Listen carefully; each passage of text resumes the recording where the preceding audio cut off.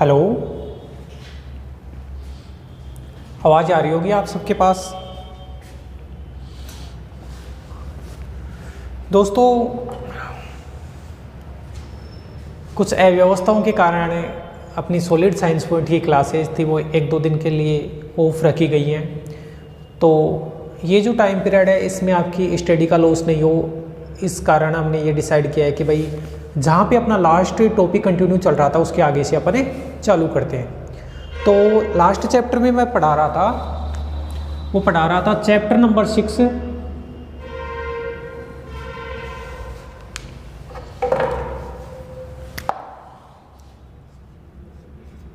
Chapter number 6 BSc part second की बात है। बीएससी पार्ट सेकंड में चैप्टर नंबर 6 है और जिसका नाम यूनिट नंबर 4 के अंदर आता है और नाम है differential equation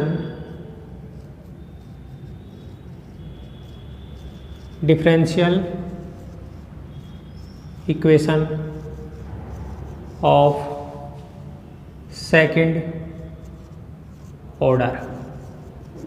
differential equation of second order. दोस्तों, चैप्टर नंबर अपन ने 3 पढ़ा। चैप्टर नंबर 3 में अपन ने अचर गुणांकों वाले अवकल समीकरण को हल करना सीखा था। चैप्टर नंबर जो 4 था उसमें अपन ने समघात रैखिक अवकल समीकरणों के बारे में पढ़ा था। उसके बाद में मैंने बताया था कि भाई जो चैप्टर नंबर 4 है, चैप्टर नंबर 5 है और चैप्टर नंबर 7 है, ये तीनों चैप्टर मिलकर यूनिट नंबर 3 बनाते हैं। तो चौथा चैप्टर तो मैंने बता दिया, 5वां और 7वां चैप्टर अपन बाद में पढ़ाएंगे और ये अपना 6वां चैप्टर है। ये जो 6 नंबर का जो चैप्टर है, 6वां चैप्टर है, वो अपना सेपरेट एक यूनिट है और वो कौन सा यूनिट है? Unit number 4। तो इसके बारे में अपन डिस्कस कर रहे थे। तो differential equation of second order कि सेकंड ऑर्डर के डिफरेंशियल इक्वेशंस के बारे में अपन पढ़ रहे थे। अगर मान लो कोई डिफरेंशियल इक्वेशन है सेकंड ऑर्डर का जिसके अंदर जो गुणांक है, अगर गुणांक अचर हैं तो बताओ फिर वो तीसरे चैप्टर के हिसाब से सोल्व हो सकता है जिसमें अपन CF और PI निकाल सकते हैं। अगर कोई डिफरेंशियल इक्वेशन ऐसा है जो समघात है, समघात रैखिक अवकल समीकरण है, तो वो चौथे चैप्टर के हिसाब से सोल्व हो जाएगा। और ये एक जनरल मेथड है जिसमें 6.1, 2, 3, 4, 5 तक अपन पढ़ेंगे। तो सबसे पहले तो मैं बताऊंगा कि भाई सेकंड ऑर्डर का जो डिफरेंशियल इक्वेशन है उसका स्टैंडर्ड फॉर्मेट क्या होता है और अपन इसको कैसे सोल्व करेंगे। ठीक है दोस्तों, सबसे पहले है द्वितीय कोटि के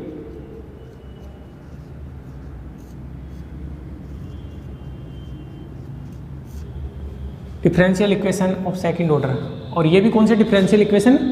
लीनियर रैखिक। द्वितीय कोटि के रैखिक अवकल समीकरण का रैखिक अवकल समीकरण का द्वितीय कोटि के रैखिक अवकल समीकरण का मानक रूप को क्या कहा जाता है? Standard format. स्टैंडर्ड फॉर्मेट दोस्तों जो होता है d2y/dx² plus p dy/dx plus qy बराबर r। d2y/dx² plus p dy/dx plus qy बराबर r। Where p q r, ये जो गुणांक है ना p q r, ये या तो कांस्टेंट हो गए, ये p q r या तो कांस्टेंट हो गए या फिर क्या है, किसके फलन है? x के फलन है। अगर ये y के फलन बन जाए तो फिर तो ये रैखिक ही नहीं बनेगा। तो मैं बोल सकता हूँ कि where p q r are constants या तो अचर हैं या फंक्शन ऑफ x, या तो अचर हैं या x के फलन है। ठीक है दोस्तों, तो ये द्वितीय कोटि के अवकल समीकरण का जो मानक रूप है। अब सबसे पहले अपन बात करेंगे 6.1 की। 6.1 में अपन ऐसे द्वितीय कोटि के रैखिक अवकल समीकरणों को सोल्व करेंगे जिसमें पूरक फलन का एक भाग अपने को क्या हो? मालूम। भाई इतनी चीज़ क्लियर है कि जब अपना डिफरेंशियल इक्वेशन सेकंड ऑर्डर का है, इसका मतलब जब इसको सोल्व करेंगे तो 2 आर्बिट्रेरी कांस्टेंट आएंगे C1 और C2। तो दो आर्बिट्रेरी कांस्टेंट C1 C2 आएंगे, उसमें पूरक फलन का अगर एक भाग मालूम है अगर अपने को, और वो एक भाग कैसे निकालेंगे वो भी मैं बताऊंगा। तो एक भाग मालूम है, जैसे y बराबर यू मान लो, पूरक फलन का एक भाग है, तो ये भी एक सोल्यूशन होता है, और ये सोल्यूशन होगा वो डिफरेंशियल इक्वेशन को सेटिस्फाई करेगा। अगर एक भाग मालूम है तो कंप्लीट सोल्यूशन अपन निकाल सकते हैं। तो सबसे पहले तो ये जो मेथड है 6.1 का, ये मेथड तभी लगता है जब अपने को पूरक फलन का एक भाग मालूम हो। अगर एक भाग मालूम नहीं है तो फिर अपना ये मेथड नहीं लगेगा। तो दोस्तों एक बार इसको उतार लो, फिर अपन आगे बढ़ते हैं।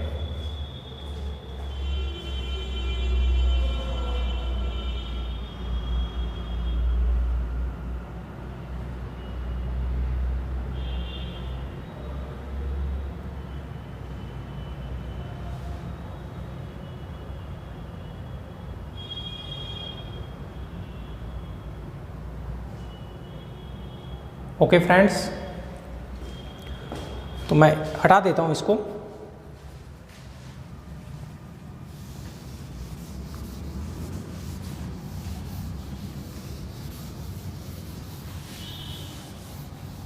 देखो क्या है, समझने की कोशिश करना इसको। द्वितीय कोटि के टॉपिक का नाम है 6.1 में द्वितीय कोटि के रैखिक अवकल, द्वितीय कोटि के रैखिक अवकल समीकरण का पूर्ण हल ज्ञात करना, पूर्ण हल ज्ञात करना जब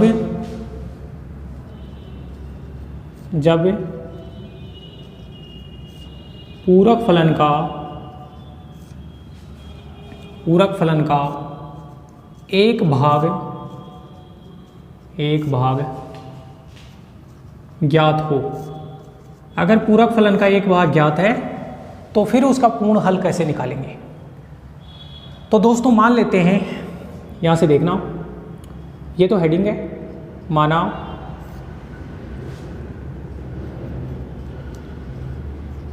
द्वितीय कोटि का रैखिक अवकल समीकरण, माना द्वितीय कोटि का रैखिक अवकल समीकरण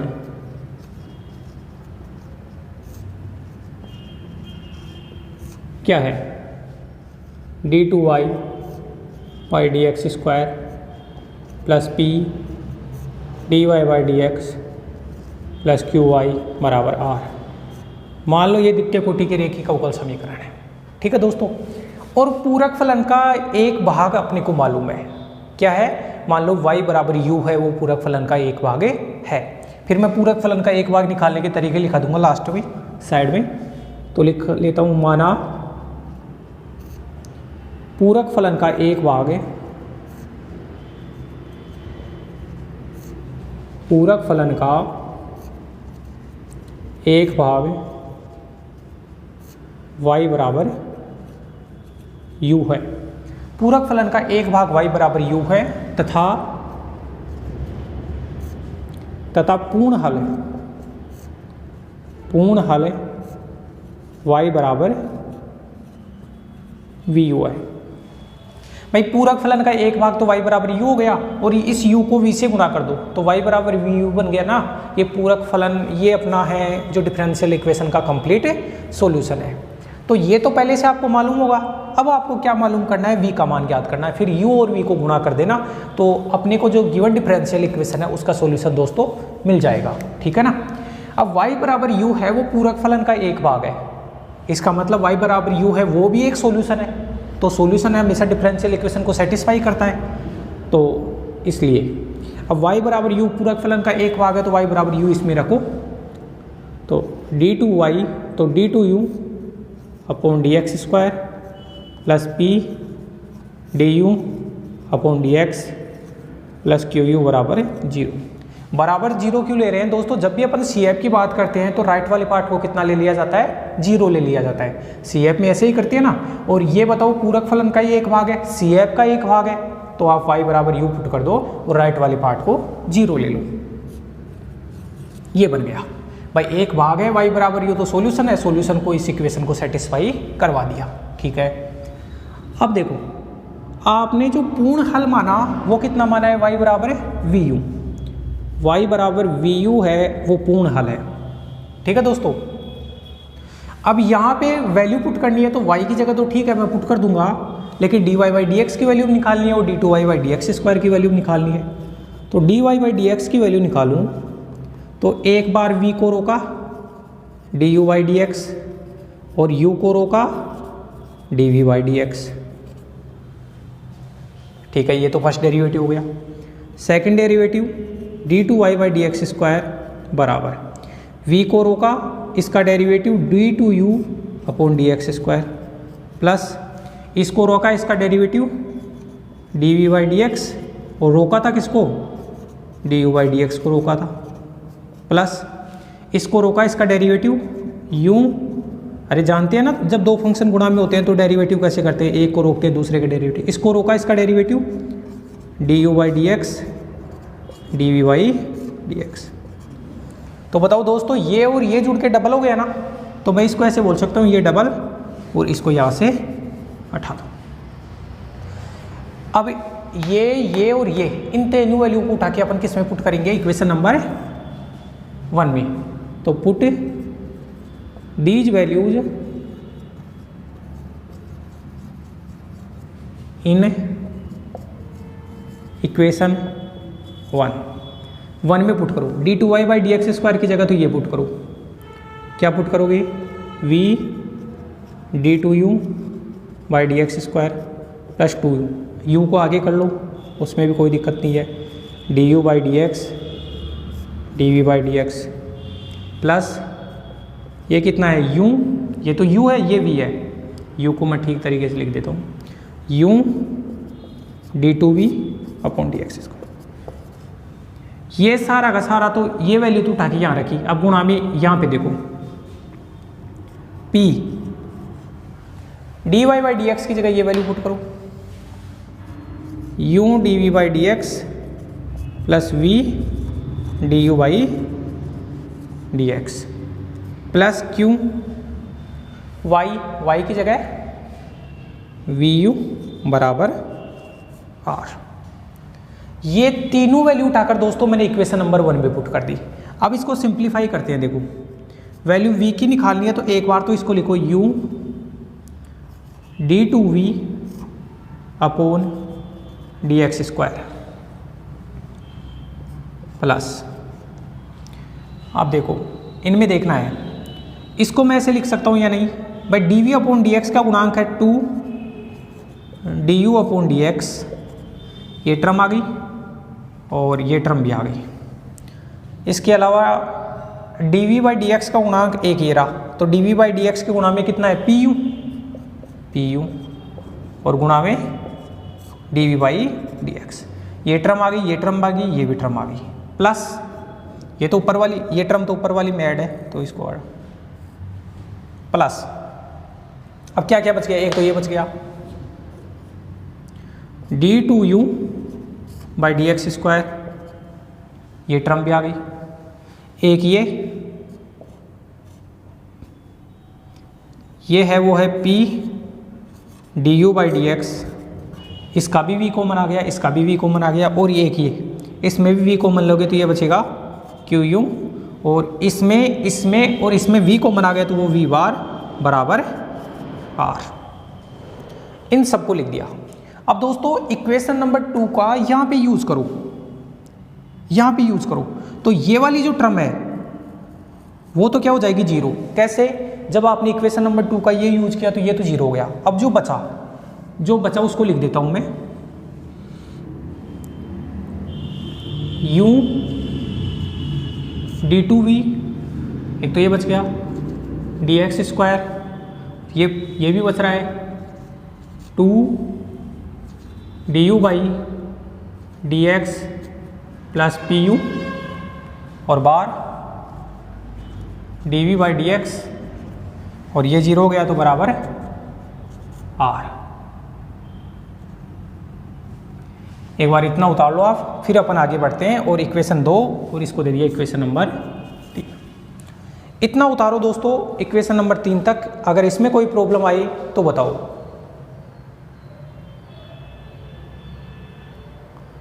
तो बहुत ही आसान है और ये इम्पोर्टेंट भी है जो आर्टिकल है वो।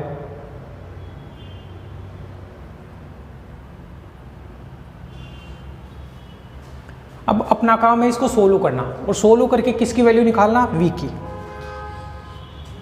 तो मैं हटा देता हूं इसको।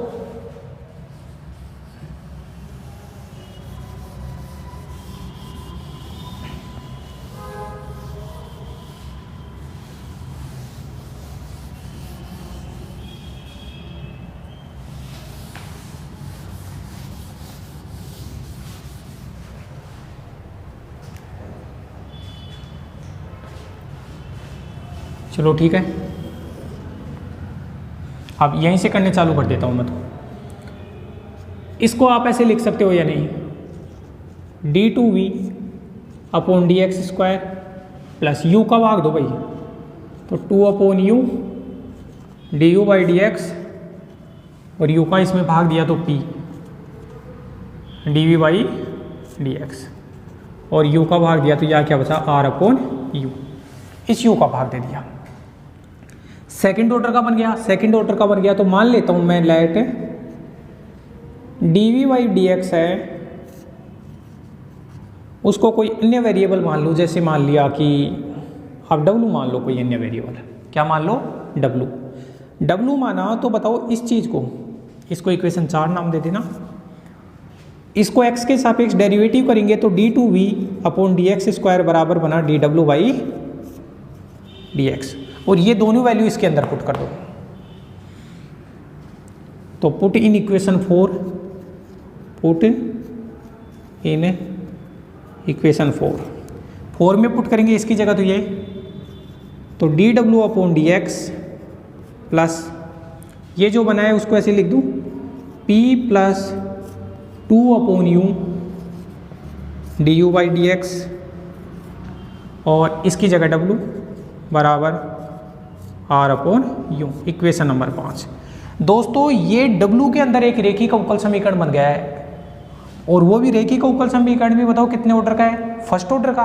तो इसको पहले चैप्टर की सहायता से करेंगे तो लिखेंगे यह एक प्रथम कोटि का रेखिक अवकल समीकरण है। यह एक प्रथम कोटि का रेखिक अवकल समीकरण है। बताओ इसको सोल्व करके w की वैल्यू निकालेंगे, उसके लिए CF निकालना पड़ेगा लीनियर डिफरेंशियल इक्वेशन के लिए। तो मैं यहाँ लिखता हूँ CF नहीं सॉरी IF। तो IF का जो फॉर्मूला होता है वो होता है e की पावर इंटीग्रेशन। अब बताओ w के गुणामी कितना है, p plus 2 upon u du by dx और ये dx, ये बना अपना IF, ये IF बना। अब देखना एक बार, इसको मैं ऐसे लिख सकता हूँ e की पावर pdx इंटू e की power integration 2 upon u du और dx इसके साथ में गया, अलग अलग कर लिया और dx से dx कट गया तो ये बना e की पावर pdx तो ठीक है इंटू e की पावर 2 को बाढ़ लिया 1 अपॉन u du का कितना होता है log u, ये बना e की पावर pdx और ये बना e की पावर log u का स्क्वायर। तो बताओ ये कैंसिल करेगा तो ये बना u स्क्वायर e की पावर pdx। ये बना दोस्तों IF। ये जो डिफरेंशियल इक्वेशन 5 है ना रेखिक, उसका IF ये बन गया। देन अब पहला चैप्टर आपको आना चाहिए, then solution of equation number 5। Equation number 5 का सॉल्यूशन देखो क्या होगा, डिपेंडेंट वेरिएबल w, तो w इंटू IF, तो IF कितना है e की पावर pdx बराबर इंटीग्रेशन राइट साइड में r upon u, IF formula लिख रहा हूँ, IF कितना है u स्क्वायर e की पावर pdx और इस पूरे का dx प्लस c1 कॉन्स्टेंट। तो एक u से तो दोस्तों देखो फॉर्मूला क्या है, dependent variable w into I F बराबर राइट साइड में जो आता है वो r upon U into I F D X plus C. एक u तो ये कैंसिल हो गया, तो चलो इसको हटा दिया। तो यहाँ से जो w का मान आया वो कितना आया, इसको तो मैं लिख देता हूँ भाई आर यू ई की पावर पी डी एक्स और इस पूरे का भी डी एक्स, ठीक है।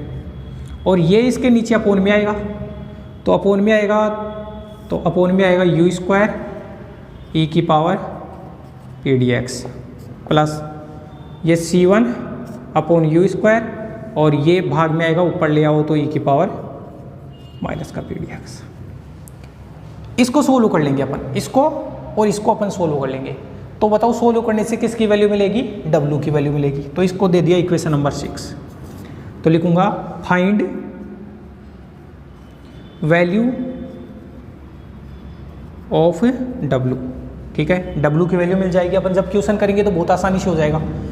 नाउ अब w किसको माना था, w बराबर माना था आपने dv बाई dx। तो बताओ dv बराबर w dx होगा या नहीं होगा, जब w की वैल्यू मिल गई तो ठीक है। और यहाँ से ऊपर लिख रहा हूँ मैं dv बराबर w dx और v का जो मान आया जब इंटीग्रेशन किया तो v का मान आया integration w dx plus c2, क्योंकि c1 पहले कॉन्स्टेंट काम में ले लिया, c2 ये वैल्यू हो गई v की। अब मेरे को तो v की वैल्यू चाहिए थी। देन कंप्लीट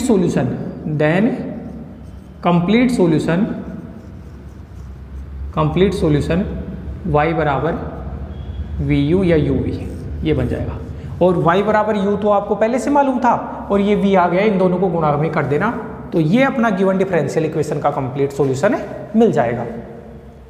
दोस्तों मैंने ये तरीका बताया है ऐसे डिफरेंशियल ऐसे सेकंड ऑर्डर के रेखिक अवकल समीकरणों को सोल्व करने का तरीका बताया है जिसके अंदर पूरक फलन का एक भाग मालूम हो। मान लो पूरक फलन का एक भाग है y बराबर u है, तो फिर दूसरा भाग आप v मान लो और u और v का जो गुणनफल होता है वो कंप्लीट सॉल्यूशन अपने को देता है। बस v का वैल्यू निकाल लेती है, सारा प्रोसेस v की वैल्यू निकालने के लिए किया है और लास्ट में y बराबर v इंटू यू होता है, वो क्या होता है, कंप्लीट सॉल्यूशन होता है। ठीक है दोस्तों, आप इसको राइट डाउन करो। अच्छा इसमें एक चीज़ बच गई, पूरक फलन का एक भाग कैसे निकालेंगे तो वो भी मैं बताता हूँ आपको, तो एक बार इसको राइट डाउन करो आप, ठीक है।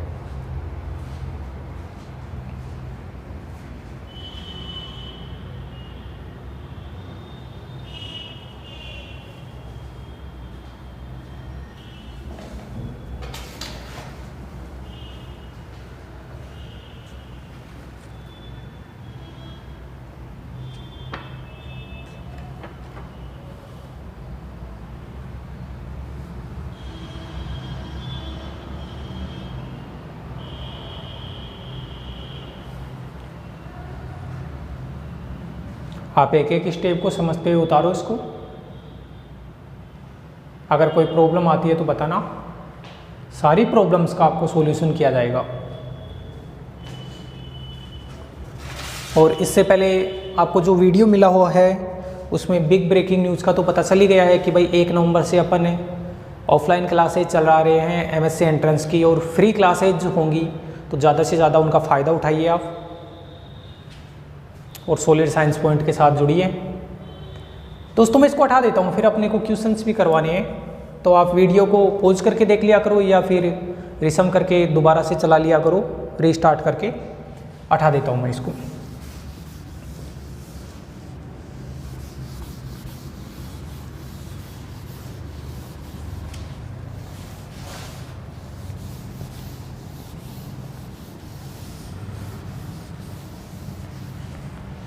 अब देखो पूरक फलन का एक भाग याद करने के 2-3 फॉर्मूले हैं, वो अपने को याद रखने हैं। तो पूरक फलन का एक भाग ज्ञात करना,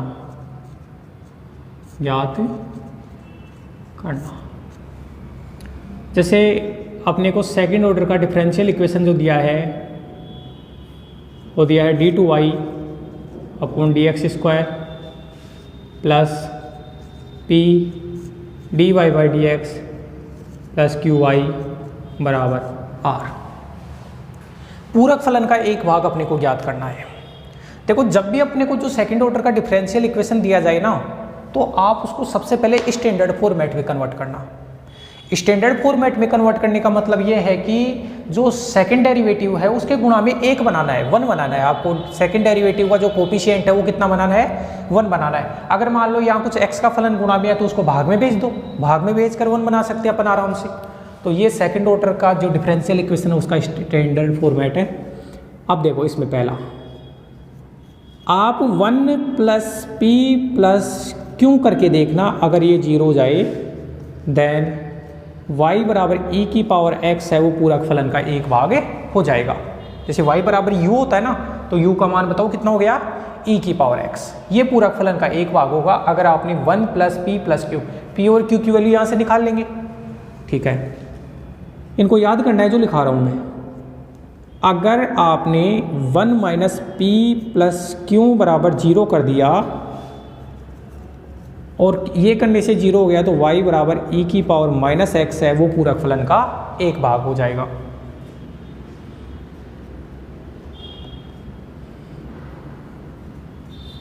ठीक है दोस्तों, अब देखो आगे। अगर आपने m square plus pm plus q बराबर 0 किया देन y बराबर e की पावर mx पूरक फलन का एक भाग हो जाएगा। तो देखो ये तो है वो जनरल केस है। अगर आप m की जगह 1 रख दो, इस पूरे में m की जगह 1 रखोगे तो याद आएगा 1 प्लस p प्लस q, और यहाँ m की जगह 1 रखेंगे तो बताओ ये ऊपर वाला केस बन गया ना। आप m की जगह -1 रख दो तो ये वाला केस बन जाएगा। ठीक है, तो देख लिया करो, ज़्यादातर तो इसी की क्वेश्चन मिलेंगे आपको कि 1 प्लस पी प्लस क्यू बराबर 0 होगा तो y बराबर e की पावर x होगा पूरक फलन का एक भाग। 1 माइनस पी प्लस क्यू बराबर 0 होगा तो y बराबर e की पावर माइनस x होगा। और m square plus P M plus Q बराबर 0 है तो e की पावर एम एक्स है। तो ये जनरल केस हो गया, ये इसके दोनों पर्टिकुलर केस हो गए। चौथा, अगर आपने p प्लस क्यू एक्स किया और p प्लस क्यू एक्स करते ही 0 आ गया देन y बराबर x है वो पूरक फलन का एक भाग होगा। ये भी बहुत ज़्यादा काम में आता है। जो चौथा है, आपने p प्लस क्यू एक्स करके 0 अगर आपने बता दिया p प्लस क्यू एक्स बराबर 0 है तो y बराबर x पूरक फलन का एक भाग है। छठवा, अगर मान लो m minus 1 plus P M X m minus 1 plus P M X plus Q X square बराबर 0 है। अगर ये याद ना हो तो भी कोई दिक्कत नहीं है, बस ये याद रख लेना। m minus 1 plus P M X plus Q X square बराबर 0 है देन y बराबर x की पावर m है वो पूरक फलन का एक भाग होता है। और अगर जैसे m की जगह 1 रखा इसमें, m की जगह 1 रखा इसमें तो ये खत्म हो गया और ये p plus Q X square x cut गया तो p प्लस क्यू एक्स और x की जगह m की जगह 1 रखा तो ये बन गया। तो ये तो जनरल केस है। जैसे ये है वो इन दोनों का जनरल केस ये वाला है, वैसे ही इसका जनरल केस ये है। अगर m बराबर 2 रखो यहाँ तो 2 और ये 2 में गया तो 2 प्लस यहाँ 2 रखेंगे तो 2px plus Q X square बराबर 0 देन y बराबर x स्क्वायर, ये पूरक फलन का एक भाग हो जाएगा। अगर आप m बराबर 1 पुट कर दोगे तो ये बन जाएगा। अगर इसमें m बराबर 2 पुट करेंगे तो ये बन जाएगा। इसमें m बराबर 1 पुट करेंगे ये बन जाएगा। m बराबर -1 पुट करेंगे तो ये बन जाएगा। तो ये 6 अपने को याद रखने हैं, ये पूरक फलन का एक भाग याद करने के काम में आते हैं। और 6 में भी इंपॉर्टेंट कौन सा है, एक तो ये है इंपॉर्टेंट, एक ये है और एक ये है। ये 3 ज़्यादा इंपॉर्टेंट है। 1 प्लस पी प्लस क्यू 0 है तो e की पावर x है, 1 माइनस पी प्लस क्यू 0 है तो e की पावर माइनस x है, p प्लस क्यू एक्स बराबर 0 है तो y बराबर x है। बाकी इनकी बात करें तो m square plus P M plus Q है, e की पावर एम एक्स है, 2 plus 2px plus Q X square बराबर 0 है, y बराबर x स्क्वायर है। तो इनको याद करना है, ये पूरक फलन का एक भाग याद करने के काम में आएंगे। इनको उतारिए फिर अपन क्वेश्चन से अपन डिस्कस करते हैं, उससे और अपना समझ में आएगा। ठीक है दोस्तों, एक बार इसको राइट डाउन करो आप।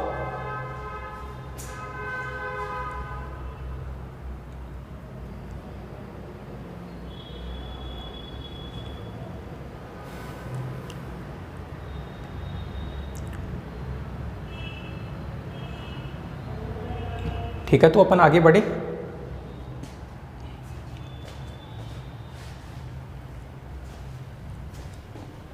फिर हटा देता हूं मैं इसको। अब क्वेश्चंस के ऊपर डिस्कस करेंगे अपन।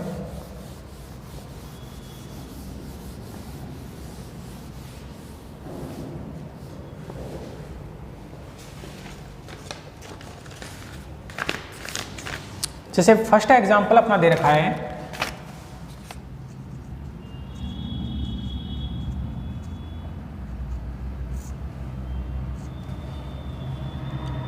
x d2y by D X square minus 2x minus 1 dy by D X plus x minus 1y बराबर 0। x d2y by D X square minus 2x minus 1 dy by D X plus x minus 1y बराबर 0। ये है न तो समघात है, अगर समघात होता तो अपन 4th चैप्टर से कर लेते, और नई अचर गुणांक है, अचर गुणांक होते तो 3rd चैप्टर से कर लेते। तो सबसे पहले तो इसको स्टैंडर्ड फॉर्मेट में कन्वर्ट करना है। स्टैंडर्ड फॉर्मेट में नहीं है क्योंकि गुणा के अंदर कितना होना चाहिए था, सेकंड डेरिवेटिव के गुणा में 1 होना चाहिए था। तो मैं ये बोल सकता हूँ कि मानक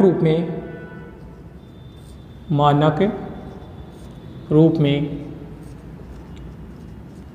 परिवर्तित करने पर, मानक रूप में परिवर्तित करने पर क्या है, d2y by D X square minus x का भाग दे दो तो 2/x। अच्छा x का भाग दिया तो यहाँ तो x कट गया, तो ये बना 2 minus 1/x dy by D X plus इसमें भी x का भाग देंगे तो ये बनेगा 1 माइनस 1/x और y बराबर 0। ये मानक रूप है। अब बताओ मानक रूप से अगर तुलना करोगे तो जो भी dy बाई डी एक्स गुणा में होता है वो तो p होता है, तो p का मान हो गया -2 प्लस 1/x। माइनस को गुणा कर लिया तो -2 प्लस 1/x। q का जो मान हुआ यहाँ से 1 माइनस 1/x, और r तो राइट साइड वाला r होता है तो r का मान कितना हो गया 0। बताओ आप स्टैंडर्ड फॉर्मेट में कन्वर्ट करके पी क्यू आर लिख सकते हो ना, जो भी गुणा में होता है वो p, ये होता है q, ये होता है r। अब एक चीज़ देखो आप 1 प्लस p प्लस q करो तो 1 प्लस p का मान लिखो p प्लस q करो 1 माइनस 1/x, तो बताओ कितना हो गया 0 हो गया, सारा कट पिट गया। 1 प्लस p प्लस q 0 होता है। बताओ पूरक फलन का एक भाग क्या होता है, e की पावर x। अभी बताया था ना मैंने, 1 प्लस p प्लस q बराबर 0। अतः y बराबर e की पावर x पूरक फलन का एक भाग है। y बराबर e की पावर x पूरक फलन का एक भाग है। अब अपने को तो पूर्ण हल लिखना है। पूर्ण हल मान लो y बराबर v इंटू ई की पावर x मान लो पूर्ण हल, तो वैल्यू किसकी निकालनी है, v की निकालनी है। बाद में v को गुणा में लिख देना तो अपना कंप्लीट सॉल्यूशन आ जाएगा। पूरक फलन का एक भाग है। माना कि दिए गए अवकल समीकरण का, माना कि दिए गए अवकल समीकरण का पूर्ण हल y बराबर v e की पावर x है। हर क्वेश्चन को ऐसे ही करना है कि पूरक फलन का एक भाग मालूम हो गया, उसको किसी वेरिएबल v से गुणा कर दो, ये कंप्लीट सॉल्यूशन है। बताओ लास्ट में वैल्यू किसकी निकाल ली है, v की निकाल ली है, और v को गुणा में लिख देना तो अपना आंसर आ जाएगा। ये है, देखो y बराबर आया आपका v e की पावर x, ये माना। आपको dy बाई डी एक्स निकालना है, यहाँ रखना है, d2y by D X square निकालना है, यहाँ रखना है। तो dy बाई डी एक्स निकालो तो ये बना v e की पावर x। भाई v को रोका, e की पावर x का उकलन e की पावर x, फिर e की पावर x को रोका और v का dy बाई डी एक्स। ये तो अपना dy बाई डी एक्स आ गया।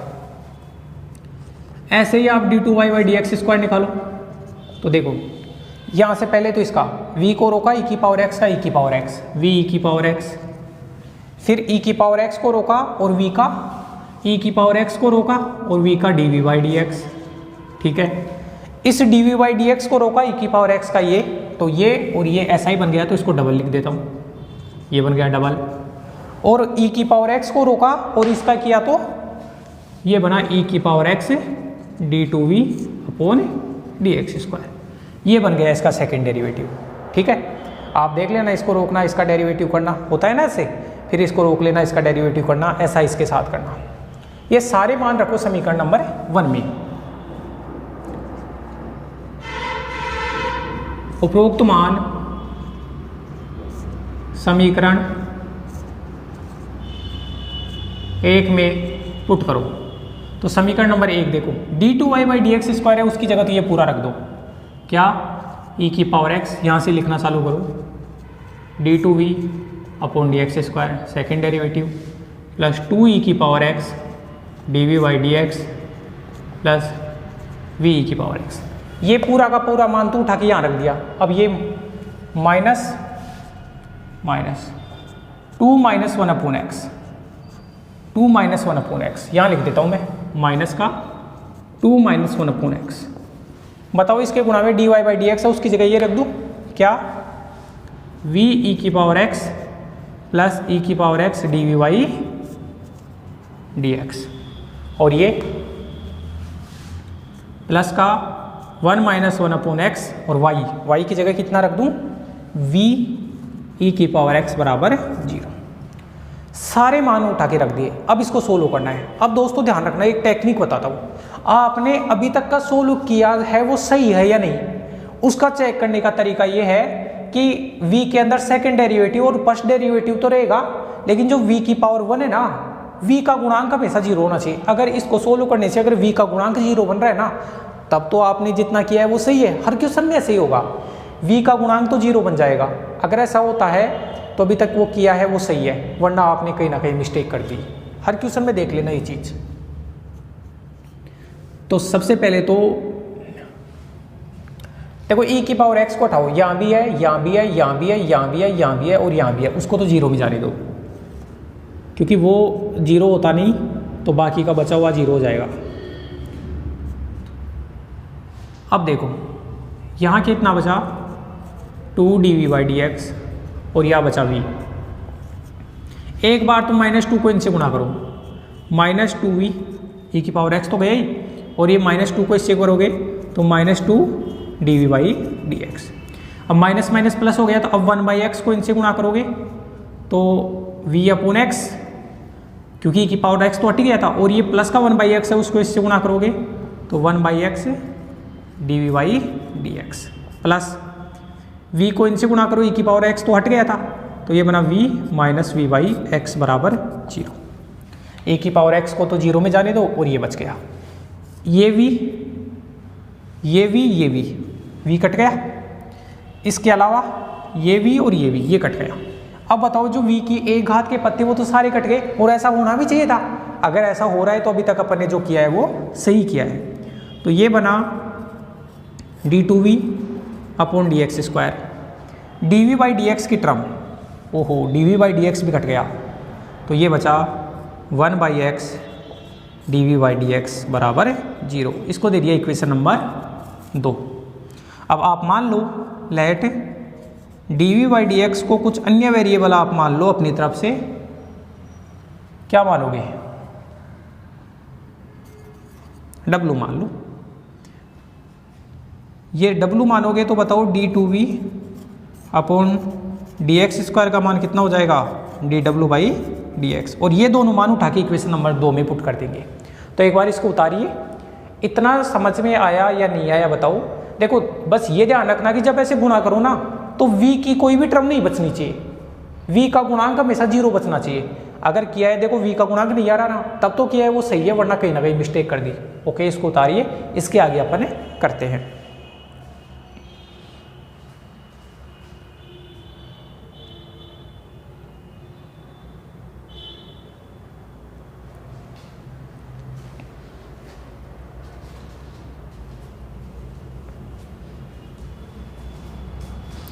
ठीक है फ्रेंड्स, यहाँ से मैं थोड़ा हटा देता हूँ। आप वीडियो को पॉज करके देख लिया करो, ये स्क्रीनशॉट ले लिया करो, इतना जल्दी नहीं उतार पाओ तो। AR मैथमेटिक्स अकेडमी के यूट्यूब चैनल को लाइक करें, शेयर करें, सब्सक्राइब करें। ये दोनों मान यहाँ रखो। तो d2v upon D X square की जगह मान रखोगे वो तो कितना रखोगे, dw अपॉन dx, और ये रखोगे 1/x और dv अपॉन dx की जगह w बराबर 0। अब सोल्व करके w की वैल्यू निकालो तो बहुत आसानी से सोल्व कर सकते हैं, क्योंकि ये है वो चरों का पृथक्करण लगाऊंगा तो w तो नीचे आएगा, dw अपॉन w, और dx को यहाँ लेके जाऊंगा तो dx अपॉन x बराबर 0। दोनों तरफ समाकलन करो तो log w plus log x बराबर log c। इसको लिखा wx बराबर c, तो जो w की वैल्यू आई वो आई, यहाँ कांस्टेंट है सॉरी फ्रेंड्स, तो कांस्टेंट की c1 वैल्यू क्योंकि और भी आएंगे तो ये c1 अपॉन x बना। w की वैल्यू आ गई। अब बताओ w माना किसको था, dv/dx को, मेरे को तो v की वैल्यू निकाल ली थी, तो w की जगह dv/dx बराबर c1 अपॉन x, तो यहाँ से dv बराबर c1 अपॉन x dx। दोनों तरफ फिर से समाकलन करो तो v बराबर c1। अब बताओ dx अपॉन x का कितना हो जाएगा, log x, और नया कांस्टेंट ऑफ इंटीग्रेशन c2, ये v की वैल्यू आ गई। बताओ v की वैल्यू ही चाहिए थी ना अपने को, तो मैं बोल दूंगा then complete solution is, complete solution क्या है, y बराबर v इंटू ई की पावर x। भाई पूरक फलन का एक भाग तो पहले ही मालूम था, यहाँ से दूसरा भाग में मालूम हो रहा है, तो y बराबर v का मान कितना आया बताओ, c1 log x plus c2, और ये e की पावर x। ये कंप्लीट सॉल्यूशन आ गया, c1 log x plus c2। अब देखो ये कंप्लीट सॉल्यूशन आया है, तो बताओ सेकंड ऑर्डर का अपना डिफरेंशियल इक्वेशन था, तो जो भी सॉल्यूशन आएगा उसका कंप्लीट सॉल्यूशन, उसमें दो आर्बिट्रेरी कांस्टेंट काम में आने चाहिए, और c1 और c2 दो आर्बिट्रेरी कांस्टेंट यहाँ काम में आ रहे हैं। तो दोस्तों this is the complete solution of the given second order linear differential equation. तो आप इसको समझो, और मेन चीज़ ये है कि जो अपन ने ये पूरा क्वेश्चन किया है ये तभी होता है जब अपने को पूरक फलन का एक भाग मालूम हो, क्योंकि एक भाग मालूम है तभी उसके आगे ही तो कैलकुलेशन करना चालू करते हैं। भाई एक भाग जैसे e की पावर x मालूम है तो दूसरे भाग को v मान लेते हैं और कंप्लीट सॉल्यूशन v इंटू ई की पावर x लिख लेते हैं, बाद में v की वैल्यू निकाल लेंगे और v की वैल्यू को या गुणा करके लिख देंगे तो कंप्लीट सॉल्यूशन अपने को मिल जाएगा। तो ये सारा सॉल्यूशन अपन ने पढ़ा है, उसमें दो इंपॉर्टेंट चीज़ें हैं, एक तो पूरक फलन का अगर एक भाग मालूम है तभी अपना ये लगेगा, और पूरक फलन का एक भाग निकालने के तरीके बता दिया, 1 + p + q बराबर 0, 1 - p + q बराबर 0, p + qx बराबर 0 वो वाले। और दूसरी चीज़ इंपॉर्टेंट ये है कि जब आप इसको सोल्व करो ना तो सेकंड डेरिवेटिव v का है, फर्स्ट डेरिवेटिव है, और v का गुणांक है वो इसमें कटना ही कटना चाहिए, v का गुणांक 0 बनना चाहिए। अगर यहाँ से v का गुणांक 0 नहीं बन रहा है तो अपन ने कहीं ना कहीं मिस्टेक कर दी है। तो ये अपना कंप्लीट सॉल्यूशन आया है। दोस्तों आप इस क्वेश्चन को समझो, अगर समझ में नहीं आता तो फिर से आप वीडियो को रीस्टार्ट करके देखो, और चैनल को ज़्यादा से ज़्यादा लाइक करो, शेयर करो, सब्सक्राइब करो। ये मैंने एक डेमो के तौर पे आपको एक क्वेश्चन बता दिया है। अब आप पहले एग्जाम्पल करोगे 6.1 के, उसके बाद में अनसोल्व क्वेश्चन करोगे, और जो भी डाउट होती है वो मैं अगले लेक्चर में लूँगा। ठीक है दोस्तों, धन्यवाद।